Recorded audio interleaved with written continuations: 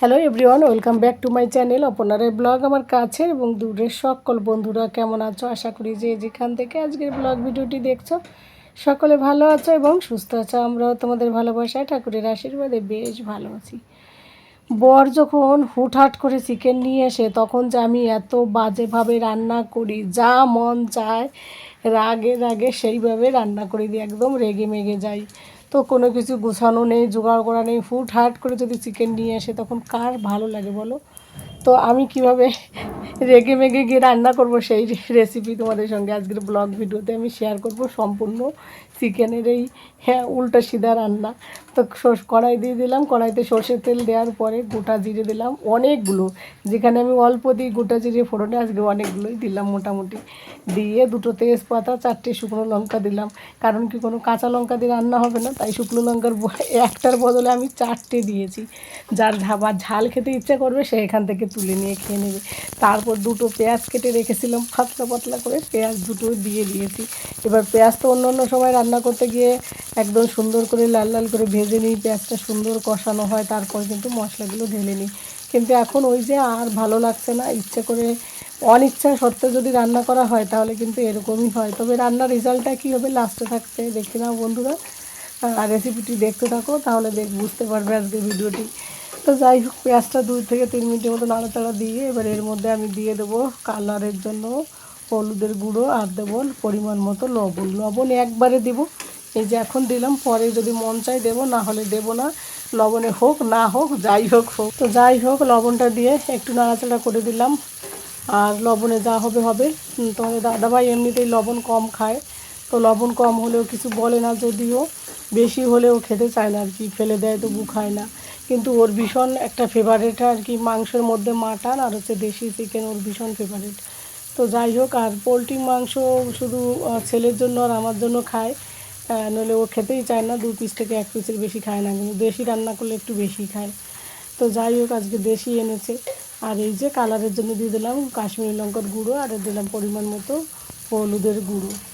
দিয়ে এগুলো দিয়ে একটু নাড়াচাড়া দিতে না দিতে এর মধ্যে দিয়ে দেবো বাকি মশলাগুলো। দেখো পেঁয়াজগুলো কিন্তু ভাজা হয়নি, তাও দিয়ে দিয়েছি। ওই যে অনিচ্ছা সত্ত্বে রান্না করলে যা হয়, যা হবে হবে, মানে বেশি মানে চাকচিক্য করে রান্না করতে গেলে দেখবে অনেক সময় মানে সেগুলো খেতেও অনেক সময় খারাপ হয়, কিন্তু অনিচ্ছা সত্ত্বে রান্না করলে সেগুলো কিন্তু একটু অন্যরকম হয়।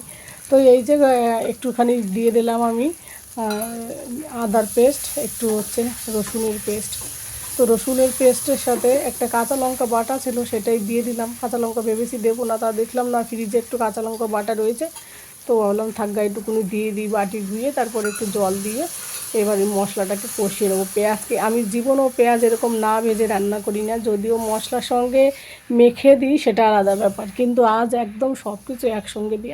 অ্যাকচুয়ালি কী বলো তো, দেশি মুরগি রান্না করতে গেলে দেখবে তো অনেক সময় মা ঠাকুমারা হাতে মেখেই রান্না করতো। আমার মা ঠাকুমা কোনো দিনও এইভাবে মশলা কষিয়ে আমি ঠাকুমাকে রান্না করতে দেখিনি। ঠাকুমা সব দিনই হাতে মেখে রান্না করেছে, যে কোনো মাংস হোক। তো তখন তো আর পোলট্রির মাংস ছিল না, তখন দেশি মুরগিটাই বেশি চলতো আর হাঁসের মাংস, এই দুটো মাংসই বেশি খেতাম ছোটোবেলায়। তো কখনো দেখিনি মশলা কষাতে, ঠাকুমাকে দেখতাম সবসময় হাতে মেখে রান্না করতো। তো যাই হোক, মশলাটা একটু স্লো করে একটু এই যে একটু কষিয়ে নিলাম, খুব একটা কিন্তু কষাইনি, জলটা শুকিয়ে গেছে, জাস্ট তেল ছাড়তে শুরু করেছে। তারপরে এই যে গোল গোল করে হাঁসের ডিমের মতো আলুগুলো কিন্তু ছোটো ছোটো আলু, তো ওই জন্য আর মাঝখানে কাটিনি, সেটাই দিয়ে দেবো। আলুগুলো আর ফ্রাই করিনি, ফ্রাই করতে গেলে আবার সময় নষ্ট, কারণ কি বলো তো, রান্না করতে শুরু করেছি আমি 12:30টায়, এবার আমাদের খাওয়া দাওয়া হয় 1:30টার সময়। তো ওই সময় মাংস রান্না করার টাইম, তো তোমরাই বলো তো কার না ভালো লাগে এরকম, যদি মানে কার না ভালো লাগে বলছি, কার না রাগ লাগে যে অসময়ে চিকেন নিয়ে এসছে। তো রান্না করছি আর মনে মনে চিন্তা করছি আজকে যেন অনেক খারাপ রান্না হয়, তারপর আর কোনো দিন তাহলে আর এইভাবে মাংস হুটহাট করে নিয়ে আসবে না। তো হাঁসের ডিম বলছি, আলুগুলো দিয়ে দিলাম, হাঁসের ডিমের মতোই লাগছে দেখতে, বড় বড়। তো আলুগুলো ফ্রাই না করে এর মধ্যে দিয়ে দিলাম। এবার আলু দেওয়া হয়ে গেছে, এবার আর কি বসে থাকবো কিসের জন্য, ভাবলাম তাহলে চিকেনটাও দিয়ে দিই, সব একসঙ্গে কষানো হয়ে যাক, যা হবে হবে। আর এই যে জানো তো, দুটো মুরগি, দেশি মুরগি দুটো, মানে কী বলো তো, মানে আমাদের ওখানটায় কিন্তু একটা মুরগি কাটলে এটুকু হয়, কিন্তু এখানে আধা কিলো মানে 700 গ্রাম গোটা ছিল দুটো মুরগি। তো সেখানে কেটে কেটে কত হবে, 1 কিলো হবে হয়তো, টোটাল 1 কিলো হবে হয়তো, আমার যা মনে হলো আর কি। সেই মাংসগুলো এত বড় বড় করে কেটে দিয়েছে, ডানাগুলো এক পিস করেছে, মানে অদ্ভুত, মানে কাটিংগুলো এরা বিশাল বড় বড় করে দেশি মাংসগুলো কাটে। আমার ভালো লাগে না এগুলো, মানে একটু দেশি মুরগিগুলো একটু ছোটো ছোটো করে কাটলে ভালো লাগে, পোলট্রি একটু বড় কাটে তবু ঠিক আছে। তো যাই হোক, কী আর করা যাবে, কালারটা কিন্তু খুব সুন্দর এসেছে, যাই বলো না কেন, এত রেগে মেগে রান্না করছি তবুও দেখতে খুব সুন্দর হয়েছিল কালারটা। তো মাংসটাকে ভালো করে মশলার সঙ্গে একটু মিশিয়ে দিলাম, এবার দিয়ে ভেবেছি একটুখানি ঢাকা চাপা দিয়ে দেবো। তো ঢাকনা দেবো সেটাই খুঁজে পাচ্ছিলাম না এই সময়, জানো তো। ভেবেছি কাঁচের ঢাকনা দেবো, দূর এত ভালো করে রান্না করবো না, আবার কাঁচের ঢাকনা দিয়ে ঢেকে দেবো, ভালো সিদ্ধ হবে দেবো না, নর্মালি ঢাকনা দিয়ে ঢেকে দেবো এই মনে করে তারপরে একটা ঢাকনা নিয়ে এলাম। তো দেখলাম ওই ঢাকনাটা একটু ছোটো ছোটো হয়ে গেছে, তা বললাম না এই ঢাকনাটা হবে না, তাহলে বড় ঢাকনাটা বের করতে হবে ভিতর থেকে। ঢাকনা আমার অনেকগুলো আছে, মানে অ্যালুমিনিয়ামের দুটো, স্টিলের একটা, আর হচ্ছে কাঁচের একটা। তো অ্যালুমিনিয়ামের প্রথমে একটা দেখলাম, এই যে এইটা হবে না, যেটা সবসময় ব্যবহার করি আর যেটা বড় কড়াইতে ব্যবহার করি সেইটা হচ্ছে এই যে লাস্টে পেলাম খুঁজে, তো ওই ভাবলাম এটাই দিয়ে দিই।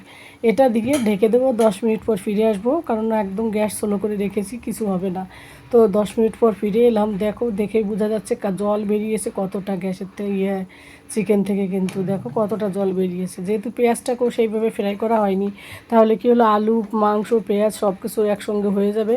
আর কি বলো তো, এইভাবে রান্না করলে অনেক সময় দেখবে গ্যাসও বাঁচে। আমরা কিন্তু মশলা ফ্রাই করি অনেকক্ষণ ধরে, আমি তো প্রায় 20 থেকে 25 মিনিট আমার মশলা ফ্রাই করতেই লাগে, একদম স্লো করে দিয়ে ধীরে ধীরে করে, কিন্তু তো গ্যাসও বেশি, সময়ও বেশি লাগে। কিন্তু এইভাবে রান্না করলে চটজলদি রান্না হয়, তেলও কম খাওয়া হয়। আর মশলা যত আলাদা করে ফ্রাই করা হয় তত কিন্তু তেল বেশি খাওয়া হয়। আমি কিন্তু তেল, তোমরা যা দেখলে ওইটুকুই তেল দিয়েছি, পরে আর তেলও দিইনি, একদম কম তেলে রান্না করেছি। তো তোমাদের দাদাভাইকে সেটাই বলছিলাম রান্নার পরে, যে আমি কিন্তু তেল কম দিয়ে রান্না করেছি। ও বলছে ঠিক আছে, তেল কম দেওয়াই ভালো। তোমাদের দাদাভাই শুধু বলে লবণ আর লঙ্কা একটু ঠিকঠাক হলেই এমনিতেই মাংস খেতে ভালো লাগে, কিন্তু লবণটা তো আমি একেবারে কম দিয়েছি, পরে আর দেবো না, কারণ বেশি হলেও খেতেই চায় না। তো একদিন এর আগের দিন মাছের ঝোল করেছিলাম, সেদিন বলছিল লবণ বেশি হয়েছে, সেই মাছটা খাইনি।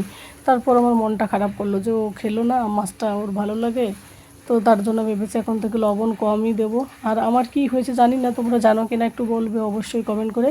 আমি না যখন মাংস মাছ যাই রান্না করি, সবজি, একটু লবণের ঝোলটা দেখে দিই, ঝোলটা এই লবণটা হয়েছে কি না। কিন্তু আগে স্বাদটা বুঝতে পারতাম, কিন্তু এখন জানি না আমার কি হয়েছে, আমি না লবণের স্বাদ বুঝি না। কিন্তু ওই সবজিটাই যখন ঠান্ডা হয়ে যাবে, যখন টেস্ট করব, তখন আবার আমি বুঝি, কিন্তু গরম থাকতে আমি বুঝি না। এখন কি লবণ খেতে খেতে এরকম হয়েছে না কি, মানে লবণ কম খেতে খেতে এরকম হয়েছে কিনা জানি না। লবণ তো আমি ভীষণ কম খাই এমনিতেই। তো যাই হোক, এবার দেখো এইভাবে ঢাকা চাপা দিয়ে দিয়ে চিকেনটা কষানো প্রায় কমপ্লিট হয়ে গেছে, জল কিন্তু সব শুকিয়ে গেছে। তারপরেও আবার 5 মিনিট একটু শুকিয়ে দিলাম, আর কি সুন্দর একটা কালার এসেছে। আলুগুলো একটু দেখলাম, আলুগুলো শুকিয়ে মানে একদম সফট হয়েছে। তো এই পর্যায়ে আমি এই সময় না দিয়ে পরে দিলেও হতো একটু, তো আমি ভুল করে এই সময় দিয়ে দিলাম একটু কালো, মানে গোলমরিচের গুঁড়ো দিলাম, একটু ঝাল ঝাল হবে। আর দেখবে একটু হালকা এরকম গোলমরিচের ঝাল হলে চিকেন, বিশেষ করে দেশি চিকেনগুলো খেতে বেশ ভালোই লাগে। আর কালারটা এত সুন্দর এসেছে। এবার আমি গোলমরিচটা দেওয়ার আগে চিকেন না তুলে রেখে, এখন আমার মনে পড়লো পাখনাগুলো তুলে রাখি, কারণ কি পাখনাগুলো বেশি নরম হয়ে যায়। আর এই মাংসটা এত নরম, মানে কচি মুরগি তো, একদম পোলট্রি মুরগির থেকেও জলদি মানে হয়ে যায়। কতটুকুন সময় এবার ঢেকে রান্না করছি, কিন্তু দেখো নরম হয়ে গেছে।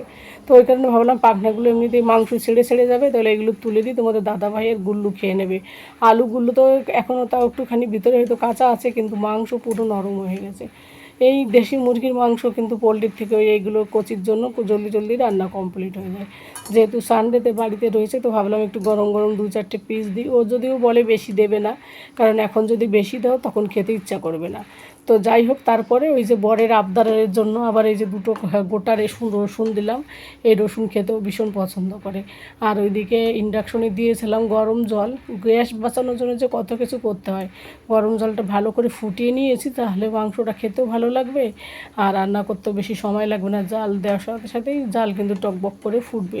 যেহেতু চিকেনটা পুরো কষানো কমপ্লিট হয়ে গেছে, ভিতরে কোনো কাঁচা নেই, তো ওই কারণে জলের পরিমাণটা বুঝেই দেবো। খুব একটা ঝাল মানে ঝোল রান্না করব না, আর একেবারে কম মশলায় পাতলা একদম, মাছের তরকারি যেমন আমি রান্না করি পাতলা করে, সেরকম কিন্তু ঝোলটা হবে।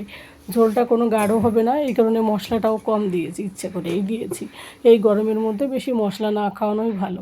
তো দেখে মনে হলো আর একটু ঝোল দেবো, কারণ ঢাকা চাপা দেবো না বেশি, অল্প সময় ঢাকা দেবো। তো জল কম দিলেও কোনো অসুবিধে নেই। তো এবার একটু ঢেকে ঢেকে দিয়ে 5 মিনিট পর ফিরে এলাম বন্ধুরা।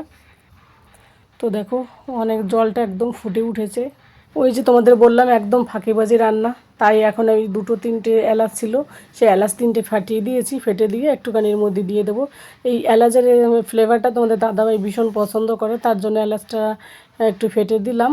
দিয়ে এবার ঢাকা চাপা দিয়ে গ্যাস বন্ধ করে দেবো, তাহলে ওই ফ্লেভারটা পুরো ভিতরে চলে যাবে আর উড়ে যাবে না আর কি, আমার ধারণা এটা। তারপরে ফিরে এলাম, একেবারে গ্যাস অফ করে দিয়ে তোমাদের দেখাচ্ছি কত সুন্দর কালার হচ্ছে ঠান্ডা হওয়ার পর। আর ঝোলটা দেখো কতটা কমে গেছে, দেখতেও খুব সুন্দর হয়েছিল, খেতেও কিন্তু দারুণ হয়েছিল। সবসময় আমরা এত নটাঙ্কি করে এত সেজে গুজে রান্না করি, সেটা কিন্তু অতটা ভালো হয় না। কিন্তু যত তুমি ভাববে ধুর অত টেনশন নিয়ে রান্না করতে হবে না, যা হবে হবে, তখন দেখবে রান্নাটা আরও টেস্টি হয়। তো বর খেতে এসে সেই ভিডিওটা যদি আমি করতে ভুলে গিয়েছিলাম, খিদে পেয়েছিল আমার, তো ও তো খেয়ে বলছে ভীষণ টেস্টি হয়েছে, নর্মালের থেকে আজকে রান্নাটা বেশি ভালো হয়েছে। তো ইচ্ছে করে অতটা ভালো রান্না করিনি, কিন্তু এতটা ভালো হবে সত্যি আমিও বুঝতে পারিনি। তো যাই হোক বন্ধুরা, আজকে আমার এই হাবিজাবি রান্না কেমন লাগলো অবশ্যই জানিও, যে যেখান থেকে দেখছো। সকলে ভালো থাকো, সুস্থ থাকো, সাবধানে থাকো, টাটা, বাই বাই।